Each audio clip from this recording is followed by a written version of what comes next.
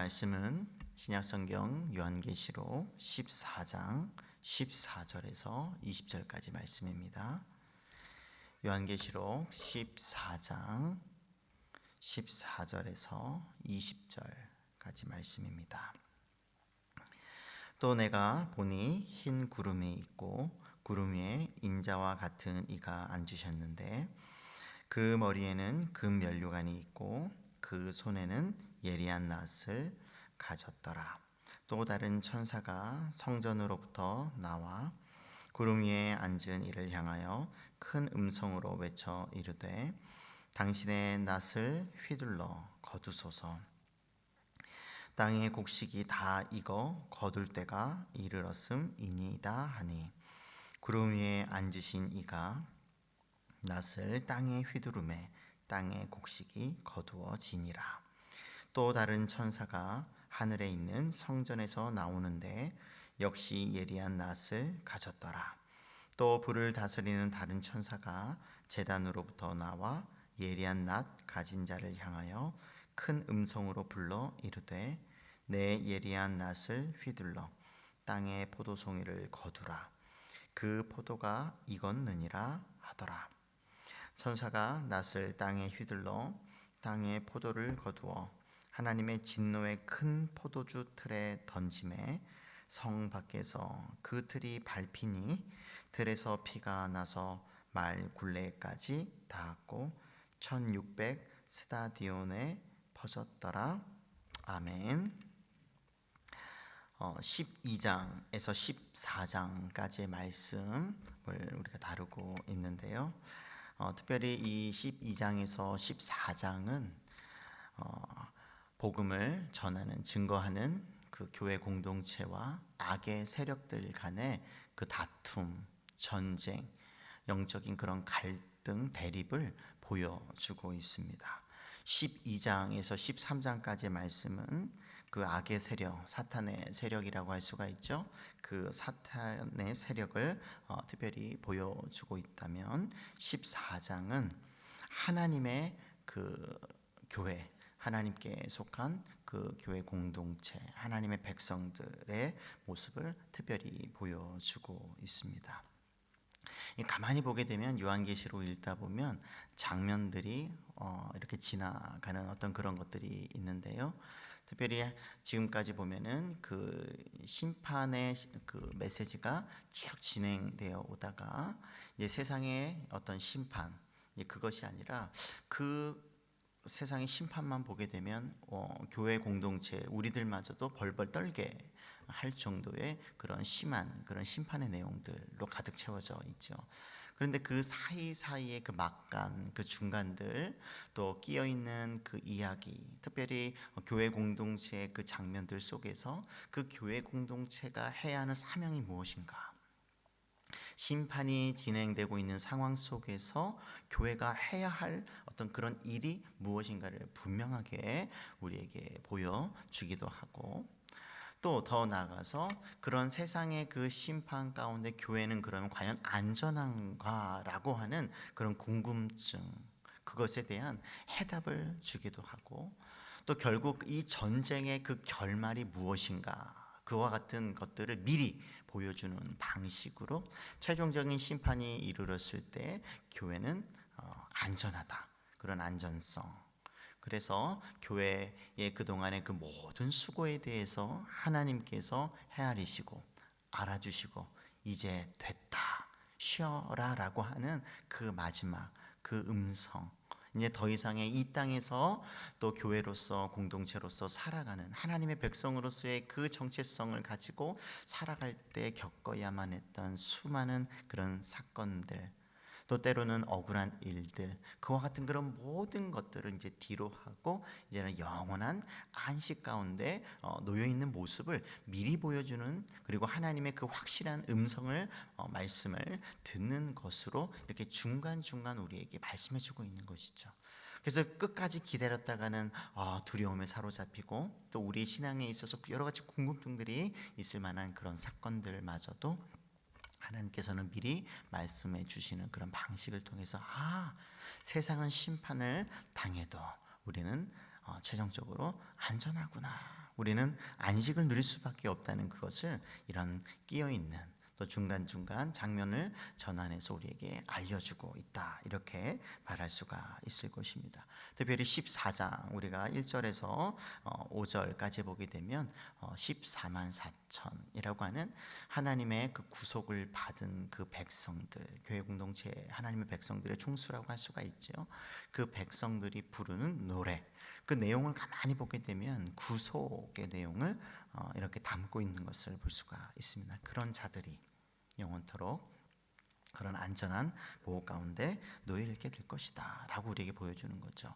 근데 가만히 요한계시록을 읽다 보게 되면 굉장히 심각한 그런 상황인데, 천상에서 울려 퍼지는 그 찬양의 소리들이 중간중간 쉽지 않게 이렇게 나오고 있는 것을 볼 수가 있습니다. 특별히 앞에 다루었던 4장과 5장을 보게 되면 천상에서 울려 퍼지는 정말 그 요한계시록에 나오는 그 아름다운 그런 찬양들이 가득 채워져 있죠. 짧지만 굉장히 강렬하고, 또 그 내용 속에 담겨져 있는 그와 같은 그 구속의 메시지는 참 우리들에게 위로가 되기도 합니다. 왜 그러냐면, 언제 노래를 부를 수 있을까요?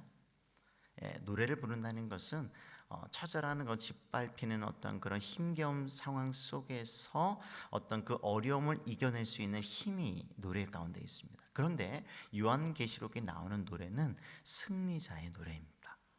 그래서 끝까지 전쟁 가운데 살아남은 자가 승리한 편에서 그 승리한 쪽에 서 있는 그 백성들이 부르는 노래이기 때문에 우리에게 더 의미가 있는 것이죠. 그래서 이것이 얼마나 중요한지 박사학위 논문 중에 요한계시록에 나타나는 찬양들이라고 하는 그 박사학위 논문이 몇 년 전에 이렇게 통과되었고 또 출판된 것을 볼 수가 있습니다. 그 정도로 우리에게 중요한 의미를 주는 연구 대상이 될 정도로 의미가 있다라고 하는 것이죠. 그래서 1절에서 5절까지의 이런 보게 되면 새 노래라고 하는 것. 그래서 우리가 찬양이라는 주제를 그러면 우리가 왜 불러야 되는가라고 한 번쯤 우리가 질문해 봤을 때, 우리는 구원을 받았기 때문에, 그 구속을 받았기 때문에, 또 그 주제가 영원토록 우리에게 가치가 있는 것이기에 오늘날 이 땅에서 먼저 그 구원의 은혜를 누리고 있는 우리가 하나님께 마땅한 찬양을 올려드려야 하는 것이죠.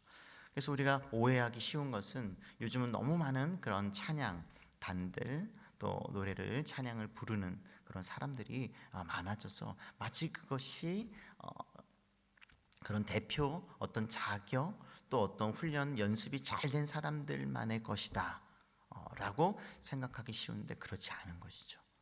구원을 받은 그 누구든지, 그 모든 사람들이 대상이 되는 것입니다. 내가 음과 박자는 내가 좀 서툴러도, 우리가 끊임없이 우리가 입술로 흥얼거리고 또 노래를 부르고, 때로는 더 하나님께 찬양하기 위해서 연습을 해서라도, 아니 모르는 찬양들이 계속 나오더라도 알아가면서 찬양을 해야 되는 것이 우리의 의무인 것이죠.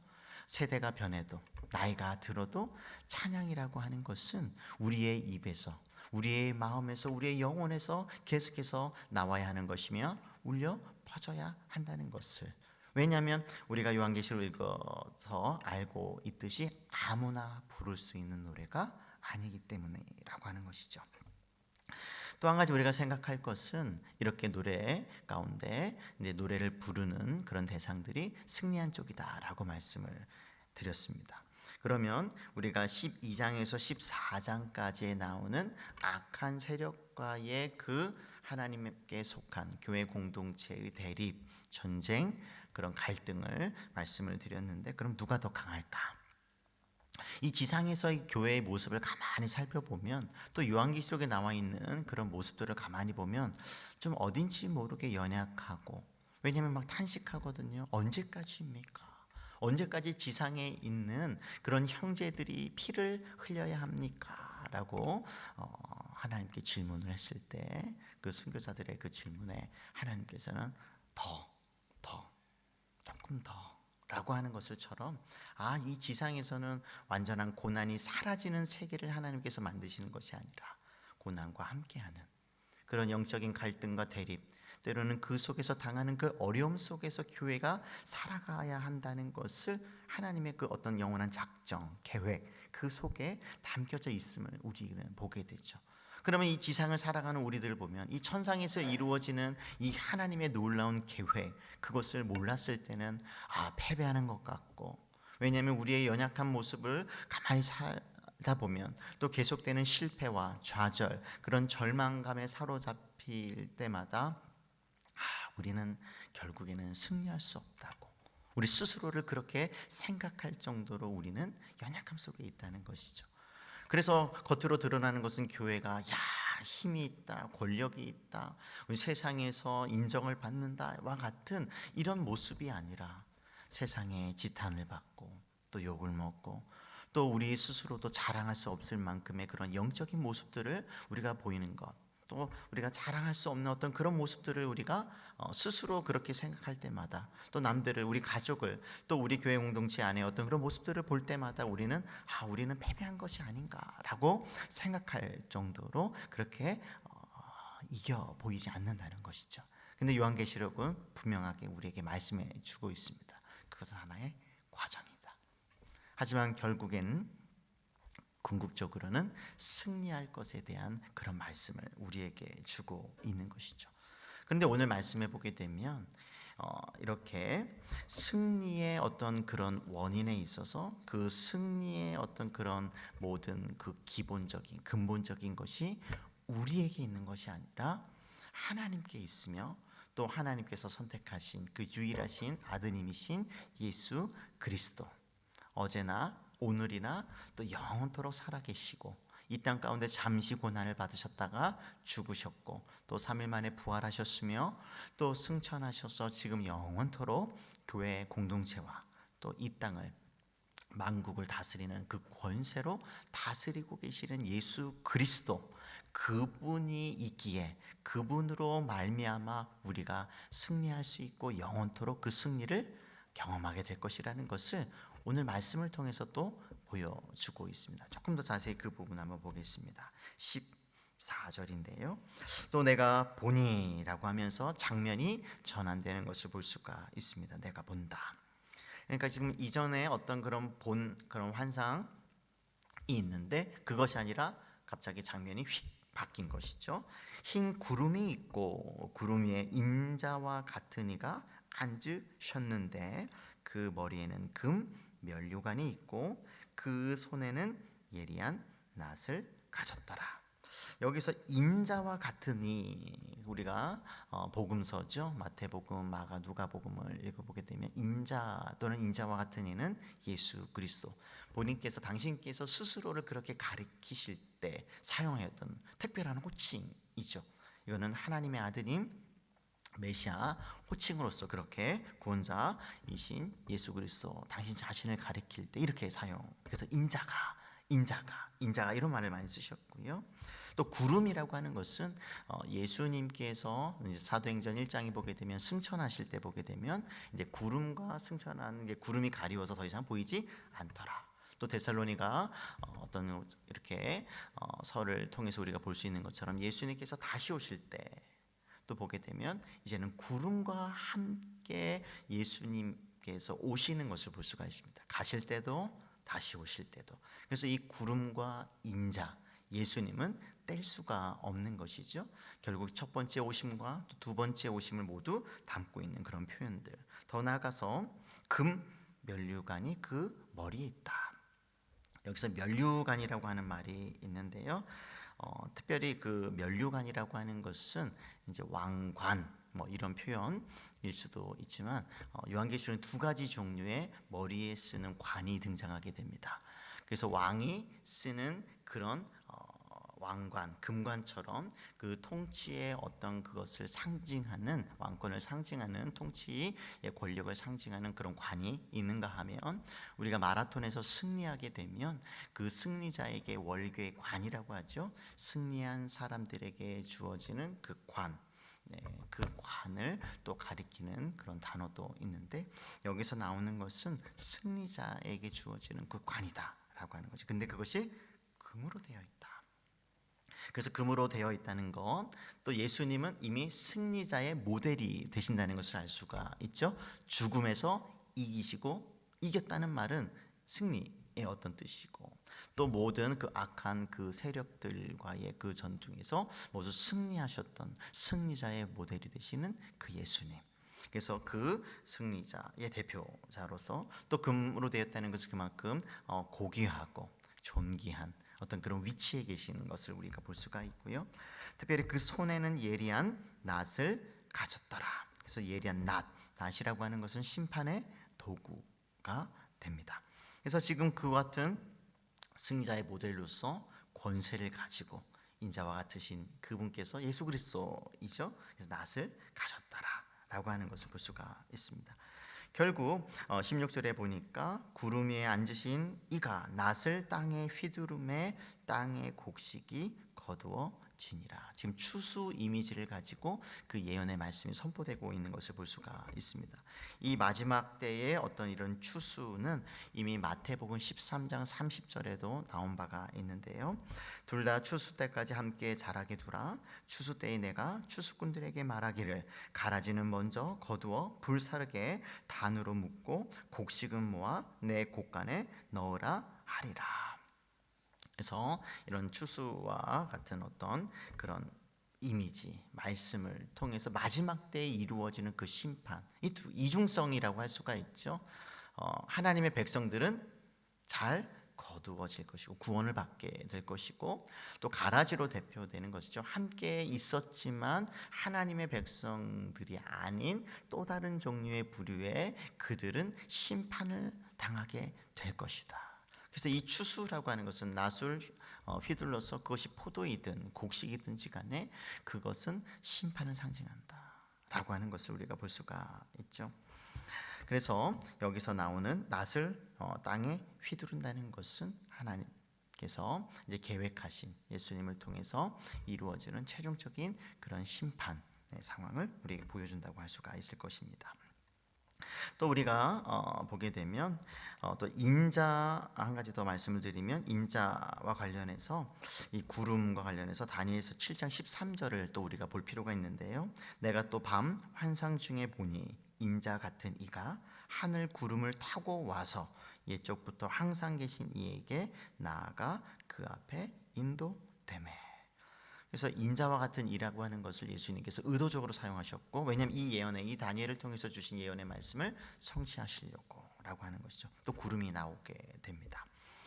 또 17절부터 20절까지 보게 되면 이제 마지막 어떤 그런 심판, 그런 재앙을 가지고 오는 한 천사와 관련된 말씀이 또 관련해서 주어지고 있습니다. 17절에 보게 되면 또 다른 천사가 하늘에 있는 성전에서 나오는데 역시 예리한 낫을 가졌더라. 여기서 하늘에 있는 성전이죠.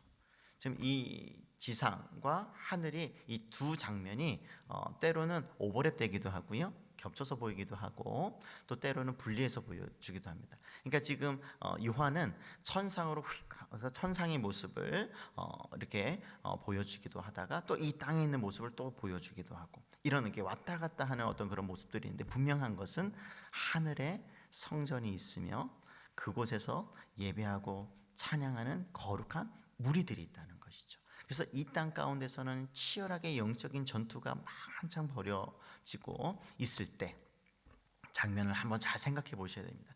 치열하게 피 터지는, 때로는 순교하게 되는 그와 같은 일들이 이 지상에서 이루어질 때 천상에서는 하늘의 예배가, 찬양이 울려 퍼지고 있다는 거죠. 그러니까 이 두 장면을 우리에게 동시에 보여주는 목적이 무엇일까요?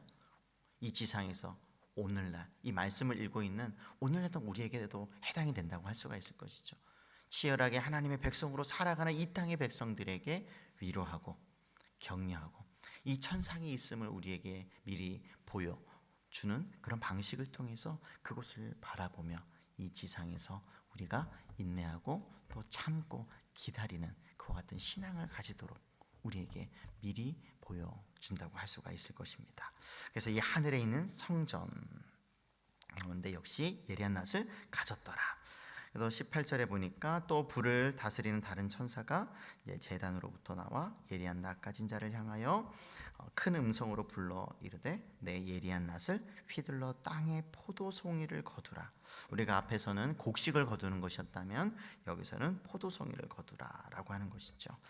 그래서 19절에 보니까 그것을 조금 더 설명해 주고 있습니다. 천사가 낫을 땅에 휘둘러 땅에 포도를 거두어 하나님의 진노의 큰 포도주 틀에 던지매.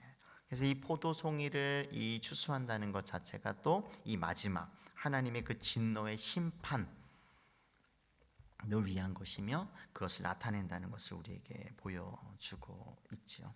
그래서 이런 포도주와 관련된 이 심판의 메시지는 요엘서 3장 13절에 그런 예언된 말씀이 이루어진다고 또 연관해서 우리가 볼 수가 있는데요.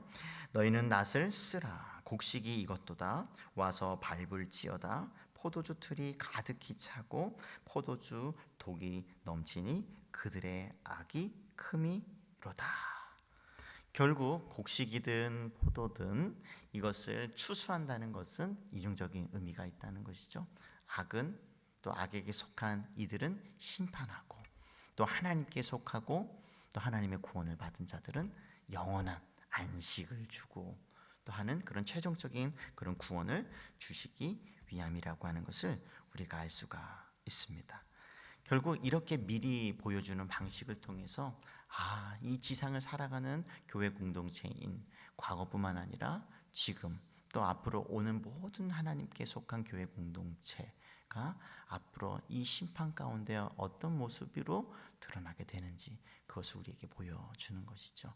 우리는 그런 악한 심판을 당하지 않습니다.